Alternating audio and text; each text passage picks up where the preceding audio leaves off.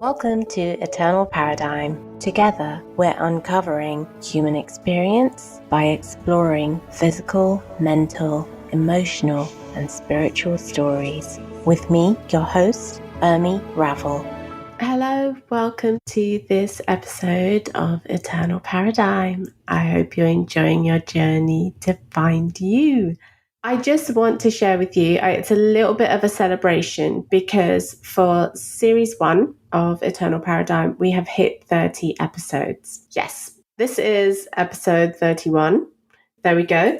And this episode is just brilliant. I mean, absolutely brilliant, because I say that about all of the episodes and all of my guests, but that's okay because that's who they are. That's who the universe aligns me with, because I feel like aligning with these people, these incredible, amazing guests who are experts in their field, in their journeys, in their lives, lets me bring to you the different opportunities, possibilities, challenges, road bumps, mountains, and all of that stuff.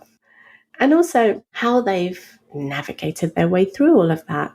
So just going back to me, I'm an incredibly curious soul, like very curious, very inquisitive. And that's why I like doing this and also just working with people. I'm obsessed with humans' behaviour. I just find it fascinating when certain people do things. I do kind of go, wow, that's amazing. Why did that happen? Why did they do that? Because I am nosy. But I do the same thing to myself because I'm just so incredibly nosy. Just a little bit of an update, really. Eternal Paradigm is still happening, still carrying on. We still have a few more episodes left to go before I head off onto a mini break. But we're still going to have background stuff happening. Just to give you a quick heads up, guys, remember that the Eternal Paradigm Facebook page is there. Come and join us. You just have to search up Eternal Paradigm. If you're friends with me on Facebook already and you're listening to the podcast but you haven't joined the group, that's okay. I don't take it personally, but come and join the group. And if you don't want to join the group, that's fine. Just drop me a message. Share with me whatever you feel you want to. Keep your feedback and your comments coming. Absolutely love those. You know, it's just so amazing. You know, ever since the podcast started, it's been incredible just to hear all this feedback from people about which episodes have really, really shifted something for them or shown them what's possible for them. And also to get listeners, to get you to see what's possible for you. The other thing that's been happening as well is in the context of work for me, lots of things have been changing. So when I first started the podcast, I was in quite an exploratory place, actually. I was coaching, but I still considered myself to be quite a boring person, which I think I am, just so you know. I mean, compared to the people I talk to, I am, quite boring. But I won't keep going on about that. And now things are looking quite different. So everyone who's been listening to the podcast from the beginning, right up until now and moving onwards, I'm on my journey just as much as you are. And it's just such an incredible journey to be on. There are ups, there are downs, there are real lows, there are absolute uncoverings, there are total revelations, and that's what life is. Life doesn't have to be this crazy roller coaster constantly, unless that's what you want. But actually, it is an incredibly, amazingly powerful journey. And it's just enjoying the journey that really matters. So remember, going back to socials, still got the Instagram page there, Eternal Paradigm Podcast. I am going to be doing a few more things on Instagram, like, maybe some reels and stuff like that. It's just all in the pipeline. Now I kind of am officially holding this title, guys. Creativity coach and transformational therapist. That's what I do. And so as a transformational therapist, I use hypnosis, specifically RTT, to really work with subconscious programming. That in itself is a whole different conversation. And if you want to talk to me about it, get in touch. I am always open to conversations. But you know that the podcast is not really all about me. It's about my guests and it's about what they bring with them. This episode is just brilliant because I am joined by the incredible Camilla Miller, and we have such an interesting conversation based on her experience and her work as parenting coach.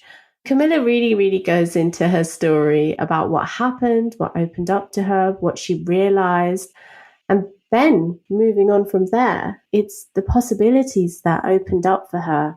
And there are lots of similarities in the work that Camilla does and in the work that I've been doing.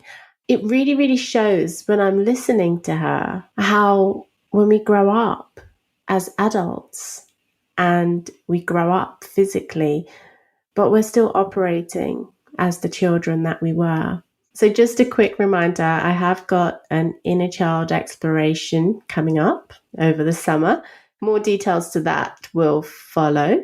But now going back to Camilla, check her out, please. I mean, she has an incredibly active Facebook group, and all the details to get in touch with Camilla are available in the show notes. Listen to this episode as well. So this is for anyone who really wants to understand how to really grow and add value to their parenting journey and to see their children flourish, which is what we all want. But this episode is not specific as such for parents, because what you hear and what you learn is relevant to you as an individual. So sharing all my love with you. Thank you for listening. Keep your feedback coming. Absolutely love it. And with that, I'll leave you with this episode. Hello, thank you so much for having me here. I'm so excited to be here. My name is Camilla Miller. It is my married name. Most people laugh at my name, but my parents weren't that cruel. My husband did try a Priscilla first and ended up with a Camilla, so it is Camilla Miller. Easy to remember. I am a authorised language of listening coach, which I'm going to be telling you all about the difference in language of listening and how it can completely transform family life like it did with mine. Wow. So there was a Priscilla before the Camilla came along. I love that. It didn't last long, he promised. But okay. There is a Camilla.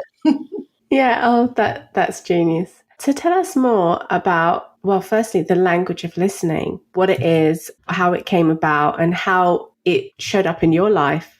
Yeah, it showed up in my life because I have two children. My son is now 14 and my daughter 12. But when he was born, he was the most easiest, compliant, laid-back kind of child. And I didn't really have to think much about my parenting. And I thought, actually, I was quite epic at this because he was so easy and I didn't really have to think much about what I was doing. And I remember going to all these play groups and these mums saying that they were struggling. And I was thinking, what's all the fuss about?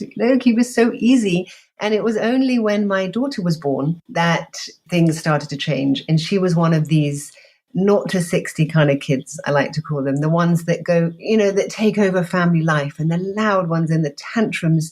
The tantrums used to take over family life. She used to say the witch had come to visit because these tantrums, she would literally foam at the mouth and kick and scream. And it was a complete nightmare for a few years. I was fighting over with my husband about the best way to discipline her. And nothing I seemed to do was working. And I was told I just needed to be firmer and be stricter and tell her what's what. And all of that was just leaving me shouting way too much. I'd go to bed feeling like I was going down with a sore throat or the flu. And I just realized I'd been shouting all day. And I ended up feeling that there was something wrong with me. Like, why can't I do it? Why is like the naughty step not working? Why are all these reward charts not working? And I thought there was something wrong with me. And then I started thinking there was something wrong with her, that why can't she do it? If all these other kids seemed to be fine, but what was the matter with her? And I remember the situation was the turning point for me. I remember going to the supermarket with her and she had this major meltdown. I had to leave a trolley full of food and dragging her out of the supermarket. I was mortified and embarrassed. I remember holding her a bit too tight under the arm and thinking to myself, I'm going to win this argument. And it was that thought that I suddenly realized, oh my goodness, if I'm winning, then she's losing.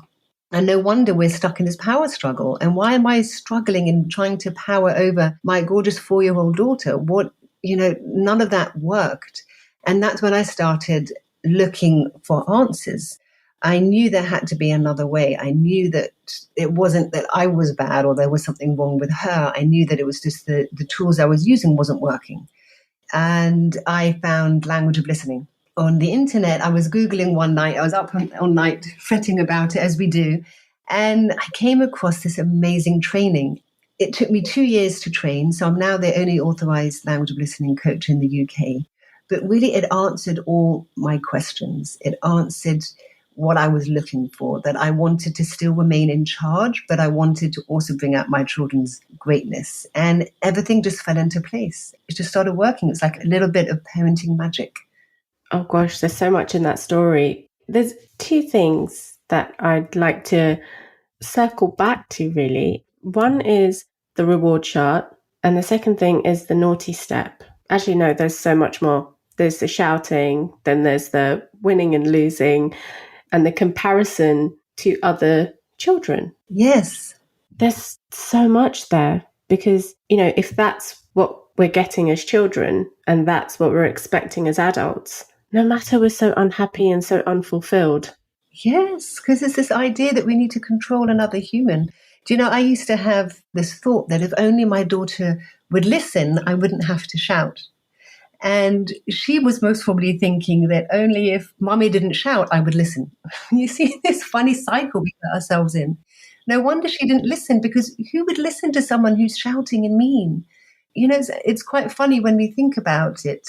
And I think we have to laugh about it because it's just human nature, and it sort of takes the judgment out of what we do. I mean, it's human nature how we work.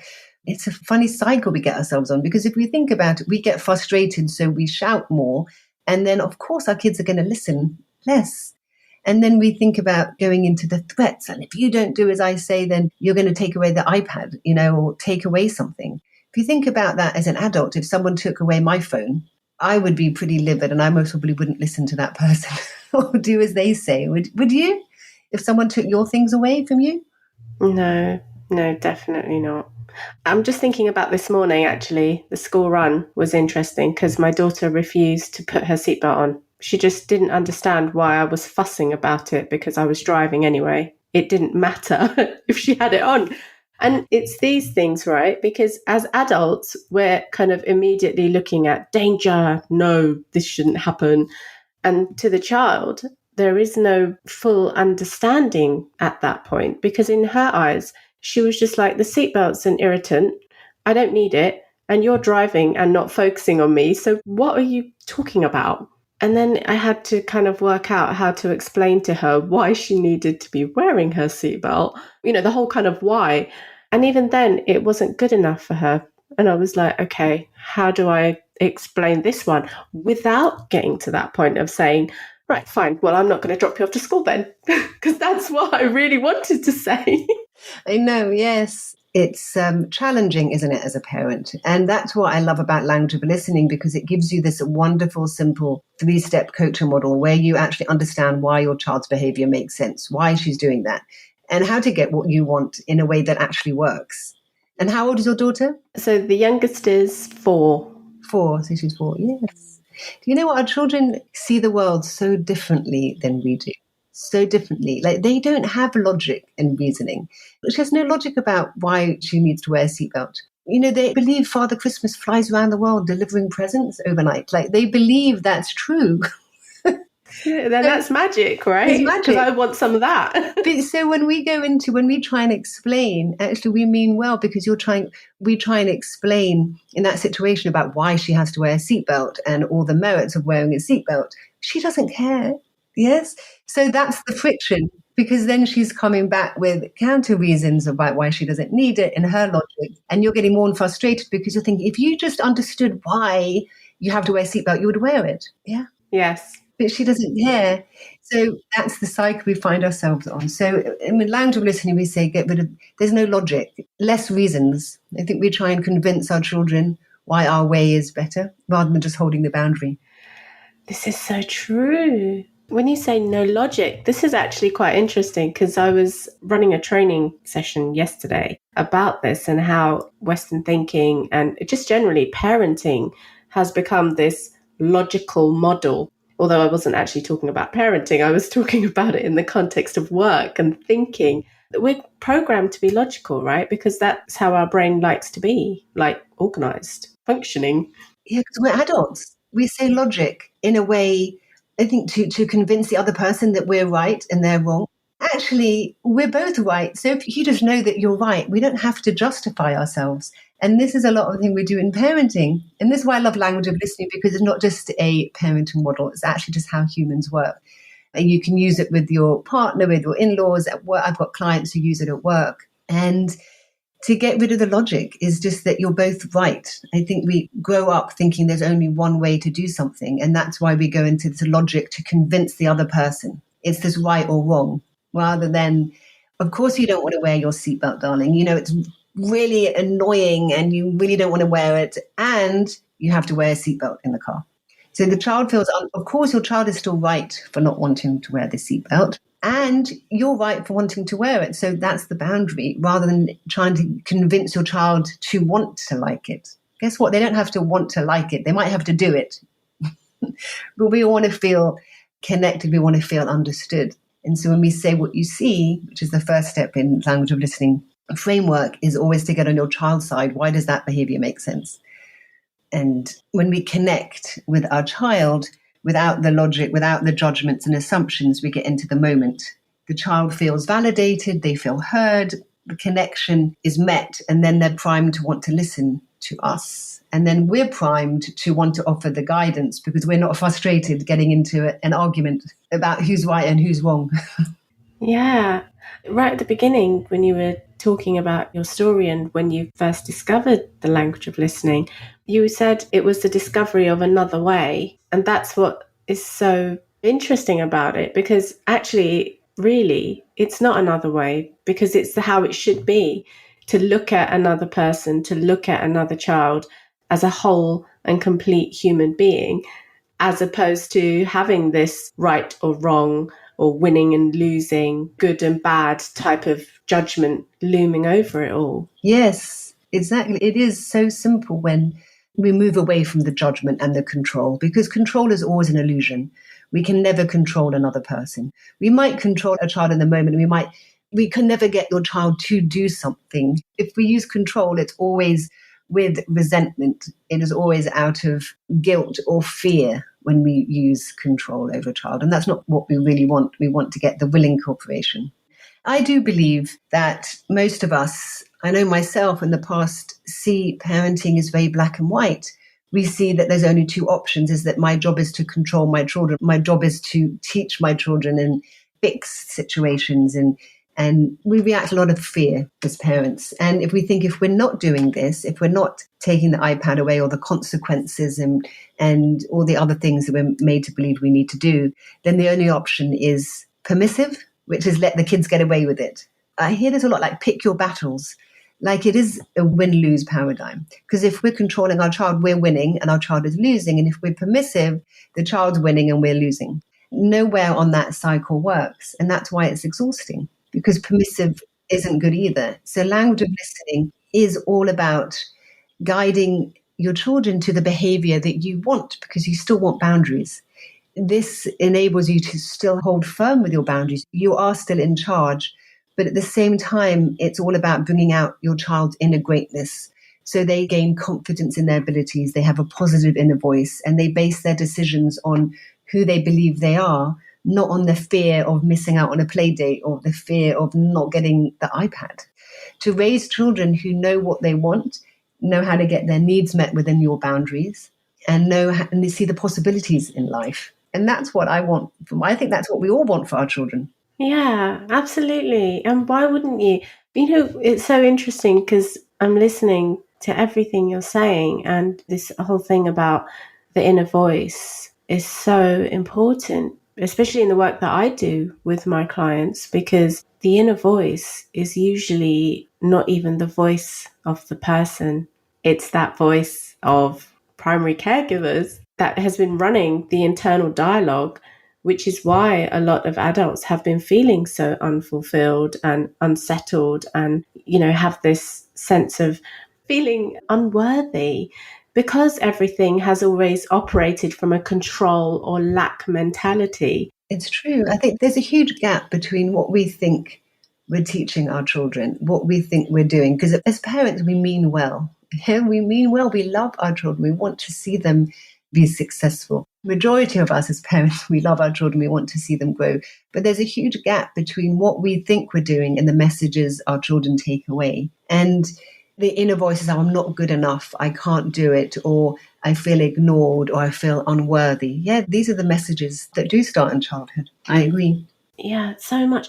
One of the things you mentioned in your personal uncovering and when you were really looking for answers was the arguing with your husband because of your daughter basically having these tantrums. And so what happens now? What happened at that point? Because you've obviously gone and done this whole course, which has transformed everything for you. How did that then play out in your relationship? Because as parents, you're a team. Even as a single parent, you may have people that you connect with to offer you that support, to prop you up in what needs to be done.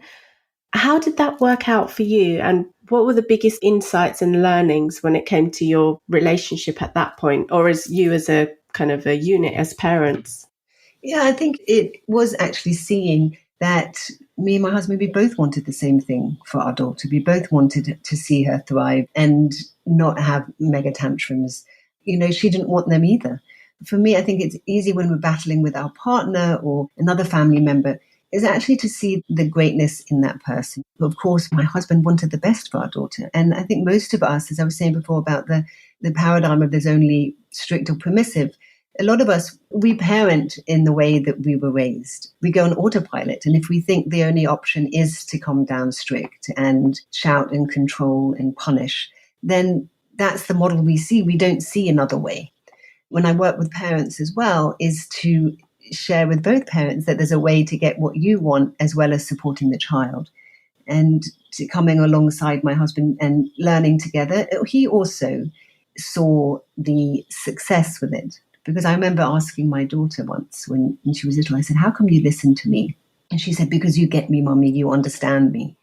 And that was a real turning point because he started realizing that actually when children feel heard and validated, that is when you get the willing cooperation, you can offer the guidance. Because until your child feels connected, heard, seen, they are not willing to listen to you. Because we wouldn't either as human beings, we don't tend to listen to people that find fault in us and punish us. We don't look to them for guidance. So that was the step, really, is working together and seeing the end goal is what we want is to offer the love and guidance rather than the control. Yeah, and that just makes so much sense.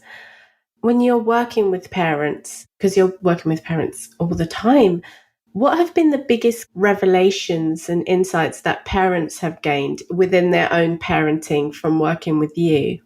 Well, most parents come to me because, as I said before, we don't really question our parenting until things go wrong, until things are like, I can't take this anymore. Like you can't take the behaviour anymore. When there's too much shouting going on at home and there's too much stress, that's when parents tend to reach out to me. It's fascinating that within a couple of weeks, the tantrums have gone from like 5 hours, or the arguments at home have gone from 5 hours to literally non-existent within a couple of weeks, which is incredible. And then parents say to me, oh, maybe my good child isn't good for the right reasons. That's when we start realizing that the good child, the one we seem good, is actually that's just the obedient child, yes, the compliant child, and maybe they're not obedient and compliant for the right reasons. And then we want to change. That's a big aha moment. But also, it is about not teaching and fixing and all these things we're made to believe to do. It's actually exhausting as a parent to feel like we're always having to do and mold and fix situations and make our kids happy. And that's the biggest realization, actually. It's so much easier this way. It's more relaxing. There's less to do. I think it's more about trusting your child, seeing the transformation, seeing the pathway, and seeing the successes along the way, rather than seeing them as situations that are wrong somehow. is so interesting because the whole, and I use that word a lot, which is quite irritating for me, but interesting. But the whole thing you mentioned also, it's like, we parent on autopilot. We parent based on how our parents parented us. Then you have some people who make a very active decision to never parent the way that their parents parented them, but they still don't know how to parent. Yes, and I find that a lot, because if we didn't like to be, a lot of people, if we grew up with a very strict background and we were shouted at or belittled or shamed or, the punishment, and we don't want that for our children, we tend to be more permissive and we let our boundaries go and go and go and go. And then we end up losing our cool. And neither are good. Being overly permissive or overly trying to fix our kids and make our kids happy the whole time and try and use logic and reasoning. And it's exhausting. Yeah.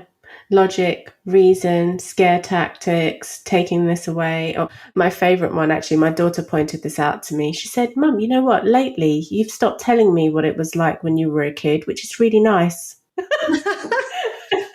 I thought, but I realized, because what I was doing is, even if I wasn't comparing them to someone else, I was still comparing them to me, which was making them feel almost like not heard, not listened to, and not valid, because I was comparing their childhood to mine. Yes. Yeah. And that's the other thing. It's funny. Which we do. It's funny what we do as humans. Yeah. Give myself a good giggle. Yes. So tell us more, Camilla. Where can people find out more about you, what you do, what's happening? Where, what, why? Tell us. Yeah, well, I have a website, keepingyourcoolparenting.com. I call it Keeping Your Cool because that was really not me at the beginning of my journey. And this model really does help you remain calm, in charge, in control of your own reactions, stop shouting. And I've got lots of blogs on there that introduces you to the language of listening. You can also reach out there to connect. I do lots of one-to-one work. A lot of work is with husband and wives together, because I love that, to bring parents together to be on the same sheet, to be able to support each other as well and support the family and get the family life they so want. I also have a Facebook group, which I will share the link with. I'm going to be doing some more workshops coming up. I've got a workshop coming up this summer about how to stop shouting at your kids and get your kids to listen willingly. Willingly, that's what we want, our kids wanting to listen to us. Oh, wow. That's going to be incredible. On your Facebook group, which I am a part of, and I have to thank Maria for adding me on, because it's so valuable, because you even share some incredible tips on your Facebook page. Then you've got your blog, again, which is incredible in terms of what you're sharing. When you're out and about, and you see situations unfolding and you can hear what the parent's saying, see how the child's behaving, how do you view the situation, respond to the situation? Do you find yourself in this position where you're out and about and you're like, I really just want to say something, but I'm not going to? Or do you just kind of step away? Or I learned to step away now. Yes. I do say to myself, I wish they knew language of listening. It would make life so much easier. But, I see the greatness in parents. I see in that situation the parents struggling and trying their best. I do see that. There was a couple of times I have actually stepped in. I will tell you a funny story about, I saw this mum once where I went to Claire's Accessories with my daughter. She must have been about 8 at the time. And it was quite late. It was like 5:30. The shops were just about to shut. And this young mum walked in with this 3-year-old boy. This place is like full of sparkly stuff and full of rows and rows of things that the child could pick up. And the mother goes to the back of the shop and leaves the boy at the front of the shop all by himself. And he's 3. Yes. So the boy starts touching everything. And then he picks up a packet of sweets. He takes the top off this tube of sweets and he necks the whole pack of sweets. Well, look, he's 3. He can get access to the sweets. Yeah. That makes sense. I get that.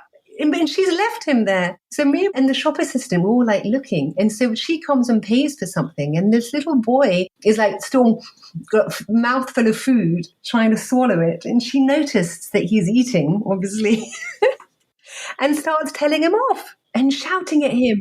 So I did feel really sad for this boy. She was like dragging him out of the shop saying, well, that's it. We're not going out for dinner now. And I did interrupt. And I said, look, I don't usually interrupt, but I saw this whole situation unfold. And you can tell me to shut up any time, but I saw this unfold. And I just wanted to let you know that you did leave your son in that position. And to expect him not to do that at 3 years old is quite tricky, isn't it? To be able to, I think a lot of the time we put our kids in situations that they can't handle and then we blame our kids. I did kept on saying, look, I don't want to be speak out of turn. I didn't want to judge her, but I just want to let her know, hey, do you know what? You did leave your child in that situation. And she did end up thanking me and saying, yeah, you know what? You're right. Thank you so much for pointing that out. They ended up going happily off together. The amount of times you kind of see stuff like that. And also they're so little, they just wander off, don't they? In clothes, accessories, everything's sparkly. Yeah, and I think to see things from your child's point of view is so important. You know, I see family outings to the supermarket at 8 o'clock when the kids are hungry and tired and both parents are there. You're thinking, why not leave one in the car? That's what I think. And the kids are crying and fussing and they're told off. A lot of the time is we put kids in situations which they cannot handle and then we blame them. And that puts more stress on our kids and more stress on ourselves as parents. That's so true. Yes. So I have very interesting conversations with my husband about this very thing because he likes them to be involved in everything, which is great. So do I. But at the same time, when they've just finished an after school club, they are tired, hangry, don't take them to the supermarket because that's not a good time to get the weekly shopping. No, but to him, yeah. And then he'll come back and he'll be like, oh gosh, it was so hard. I'm not going again. And there was this. And I'm like, okay, we're going to have to just review this because probably not the best timing. Exactly. When we set out for success, we get better results rather than having to blame our kids and get ourselves frustrated. Yeah. As you say that, the setting up for success, there's a huge sense of personal awareness, personal accountability as a parent that comes into play. And that, again, is something that we're taught from the chasm of this kind of logical thinking mindset. And then we throw that onto our kids. I'm not sure that's helpful. I know. Also, you know, I think the word discipline comes from the word disciple, which means to teach. I see this a lot, and I used to do it myself as well. But we tell our children what we don't want and then expect them to be able to do it. But we haven't actually told them how to do it. And I think it's a bit like teaching a child to read once and then expecting them to be able to read a book, but never teach them how to or never practice how to. And you see this a lot with kids coming out of school and that they're told off or they've been naughty at school. And the parents say, or the teacher says, well, next time try better. But what does better mean? How does the child know how to do that without teaching them self-regulation skills or how to calm down, how to speak calmly, how to get their needs met in a way that you do like? Just telling our child not to do something is not very helpful. Totally agree with that. So I have a thing where I will actually say to the kids that trying is lying. And they're like, why? What does that mean? It's partly because of what I do is when you say to a child, exactly like you said, to try harder, in their head, they still think that there's a goal that they have to achieve and they beat themselves up while they're trying to get to it. And my son, I see him do this all the time because to him, try harder still means showing up in that classroom and trying to beat a clock because that's what his teachers told him to do. But in between the little steps of being able to focus, being able to read the question, being able to understand it, being able to articulate it, to make sure he's understood it, all of those little steps are missed. But to him, he's still trying. I agree. Yes. Which makes him feel worse. And also, do you know what? When you say to a child, try harder, in that moment, that child has tried his hardest. So therefore, that try harder, what does that mean? That he's not trying hard? And this little poor boy is like, I'm trying the hardest I can. And yet it's never good enough. So no wonder we become adults that it's never good enough because I'm trying my hardest and I'm still told to try harder. And as you said, we don't miss those steps and we don't see the successes. A child that's gone from having a full-blown tantrum to stamping their feet, that's a success. Yeah? Absolutely. That's a success. A child goes from stamping her feet to growling like a tiger or like a dinosaur. That's a success. We miss that if we're just wanting the end goal. We don't see the successes along the way. And we don't see that, oh my goodness, that took so much self-control to stump your feet rather than throwing something across the room. That is a success. That is, I totally agree. And then what happens is, again, in my line of work, we become adults who just focus on the goal, trip up a million times trying to get to it, get frustrated with ourselves, and never stop to look at the successes that we have basically had, because we're just not designed to celebrate those. Well, we are, but we're taught not to. We're taught not to. I agree. And we don't enjoy the journey. This is the thing, especially with children, is that we don't enjoy the amazingness of our kids, of seeing their successes. We just want the end goal. And as you said, we do the same thing with ourselves. And we don't enjoy if there's no end goal, each day is an amazing opportunity to see the strengths, to see how you yourself are changing and adapting. And the same thing with your children, to enjoy the moment and to see your child's amazingness and to see their strengths is so much more rewarding than waiting for trying to fix and control and trying to get to this end goal that might never happen. Absolutely. And that's so, so powerful. Camilla, I'd like to ask you, and I like to ask all my guests this, would you leave a question for the listeners to get them thinking about what they can do to really connect with themselves? Because the language of listening, it sounds like it works on several levels. And correct me if I'm wrong, because I still have to join all of this with you. But, if you could leave a question with the listeners about something that they could really kind of think about, do, or something that came up for you when you were learning about what you didn't want to be as a parent. Yes, you're so right with language of listening. It is not only a parenting model, it's a self-coaching model. The first step, we all say that all behavior makes sense. All behavior makes sense. Even when I was shouting like a complete lunatic woman, all behavior made sense. So rather than beating myself up, thinking, oh my God, I've got it wrong, is to ask, why am I shouting? Or why am I behaving in a way that I don't like? And when you understand why behavior makes sense and why your behavior makes sense, you can then find another way to get that need met in a way that you do like. And so all it comes back to why you could ask yourself, why am I shouting? Or what's showing up that you don't like in your life for yourself or for your children? And ask yourself, why would I do that? Or you could ask yourself a question based for your child, which is, why would my amazing, gorgeous, wonderful child do that? Why does that behavior make sense? When you come from that place, you come from a place of curiosity, you come from a place of finding answers rather than judgment, rather than labeling ourselves or labeling our children. And that's when we get to the real understanding of what is going on and how to change that in a way that works for you and for your child. That's brilliant. Can you just remind us one more time of your website details, please? Yes, my website is keepingyourcoolparenting.com. Brilliant. Thank you so much for joining me, Camilla. Everything that you have shared has been so valuable. Exactly like you said, you don't have to be a parent to understand the value that you can get from just joining the Facebook group and also just from reading your blog posts, because it's far...